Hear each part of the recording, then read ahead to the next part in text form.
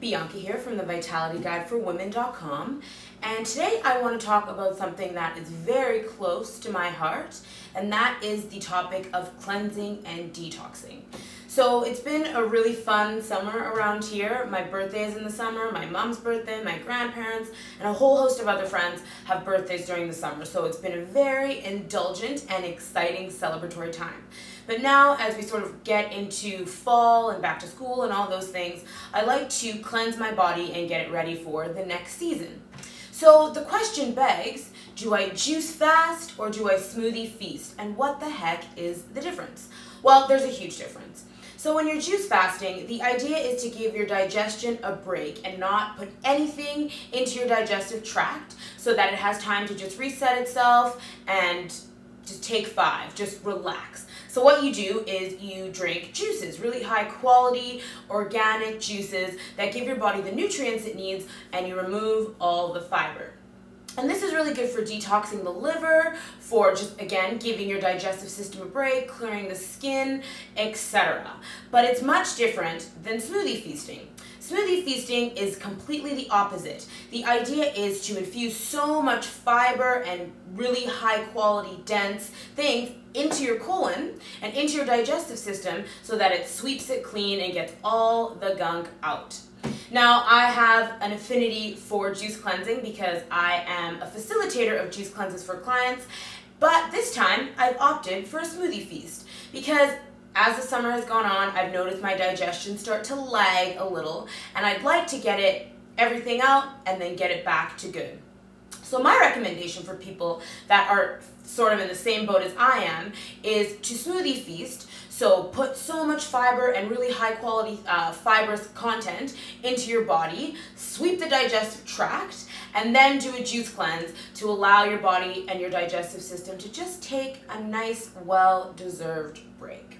So that's the difference. Juice fast, nothing goes into the digestive tract, it's a real break, and a smoothie feast is lots of fiber into the digestive tract to sweep it clean.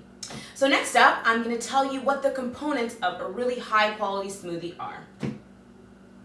So when people think of smoothies, they think of blended drinks, but a blended drink does not a smoothie make. Now, if you are just making your smoothies with fruit and liquid, you're actually doing yourself a disservice because smoothies need to be nutritionally complete in order to actually fuel your body and give you all the benefits that smoothies come with. So when you just do a fruit and liquid smoothie, you actually spike your blood sugar. And we want nothing to do with blood sugar spiking. Spiking your blood sugar can lead to obesity, diabetes, hormonal imbalance, bad skin, a whole host of other stuff. Trust me when I say that you do not want to spike your blood sugar. So there's 4 components that every smoothie needs to have in order for it to be complete, in my opinion. So it needs healthy fats, it needs protein, it needs complex carbohydrates, and it needs some kind of liquid to bring everything together. Now, when we're talking about complex carbohydrates and fiber and things like that, there are lots of ways that we can get it. Now, I like quinoa flakes because quinoa flakes are quinoa and they're flattened, so they cook in an instant, and they infuse really well into a smoothie, unlike quinoa, which is a hard grain, which will not. There's also the fruits and vegetables that you're going to use. Now, I want to mention that if you are going to be making a smoothie, you want to make sure that it's balanced. So, if you have a really high sugar fruit, such as peaches, nectarines, pears, plums, pineapple, etc., you want to make sure that you're balancing it with a vegetable. So I tend to use kale in a lot of my smoothies. However, if your blender isn't very strong, kale can sometimes be really stringy and not blend up into a smoothie.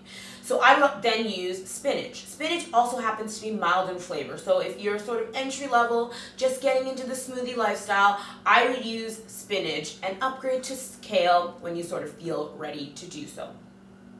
Now, when we're talking about protein, there's a few places that you can get it, but my favorite place to get protein is from seeds. So I have hemp seeds here. 3 tablespoons of this has 11 grams of bioavailable protein. So when I say bioavailable, I mean that our bodies are able to properly digest it and assimilate it and use it for good.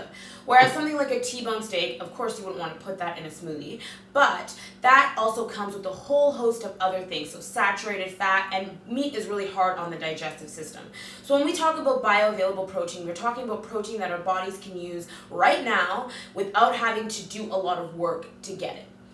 Hemp seeds are perfect for that. I also really like chia seeds, not quite as high in protein, but still very high in protein. Also, a good source of fiber, same with the hemp seeds. So these do double duty. So every single one of my smoothies either has hemp seeds or chia seeds for their protein source and also for a nice fiber boost. And then I said healthy fats. So this is coconut oil. Everyone knows the wonders of coconut oil. It's so amazing, a really high source of lauric acid. The only other source of lauric acid is mother's milk. And I haven't breastfed in years, so I look to coconut oil for that kind of stuff. And then it also is a source of medium chain triglycerides. Now medium chain triglycerides are being studied for their impact on our brain and brain health. So people with Alzheimer's, dementia, etc. So as a preventative measure, I use it for prevention because I have Alzheimer's in my family. I use coconut oil on everything. I use it on my body. I consume it. It's everywhere in my household. You can also use coconut manna, also known as coconut butter, and that's just the meat of the coconut blended into a buttery substance. That's very, very nice in a smoothie. It creates this nice creamy consistency. But I also want to touch back on to hemp seeds. Hemp seeds are also a really good source of omega-3 fatty acids. Now in North America, where I live, we have an abundance of omega-6 fatty acids in our diet, and those are derived from animal sources. But omega-3 fatty acids are derived from nuts, seeds, and other plant-based sources. And the key is balance. You want balance between omega-6 and omega-3 fatty acids. When there's an imbalance, that's when we create heart disease, stroke, clogged arteries, etc. You want nothing to do with the imbalance. You want to achieve balance. So hemp seeds, hemp seeds, hemp seeds. Hemp seeds are a source of healthy fats, also a source of protein, and also a source of fiber. I mean, you can't really beat the stuff. And then you want to talk liquids. So we need something to bring it all together. If you just throw everything else in a blender and you blend, it's just not going to work. So you need a liquid. I love coconut water. I use coconut water in a lot of things. I even use it in my lattes just to thin it out a little bit. But the reason that I like coconut water is that it balances electrolytes. So especially in the summer when we're sweating and we're working out and we're hot and we're losing electrolytes at a rapid rate, something like coconut water is going to replenish them. And it's like nature's Gatorade. So don't drink Gatorade, it's crap. Drink coconut water. I also want to talk about milks. Now I use cashew milk, which I'm in love with right now. Almond milk, you can make sesame seed milk, oat milk, which is not gluten-free, so be careful. But I want to caution you against using dairy milk. Cow's milk is what I actually meant to say. Cow's milk. Because cow's milk is highly mucus forming and it's inflammatory. Not anti-inflammatory, it's inflammatory. So say you have a sore throat and a runny nose, if you're drinking milk, cow's milk, you're actually going to feed that, and you feed other inflammation throughout the body and create mucus in other areas. Nobody wants anything to do with mucus. It's not cute. So my suggestion is to switch to a nut milk of some kind. Almond, cashew, the list is long. You can also make hemp seed milk. You can make chia seed milk. You can make milk out of pretty much anything. I will post some links below to my website so that you can check out some of my recipes for alternatives to dairy milk.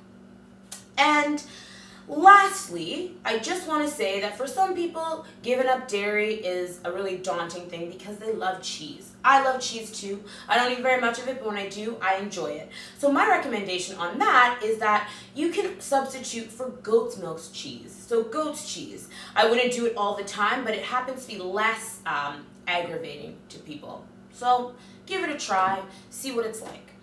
So today we talked about juice fasting versus smoothie feasting, and we went over the components of a really high quality smoothie. So I'm going to post all of this information down below. Please check it out, like it, share it, etc. And if you want more information on juice fasting versus smoothie feasting, there is also a post on my website that you should go check out too. So I'm Bianca from the vitalityguideforwomen.com and also Vitality Juices 1, 2, and 3 day juice cleanses.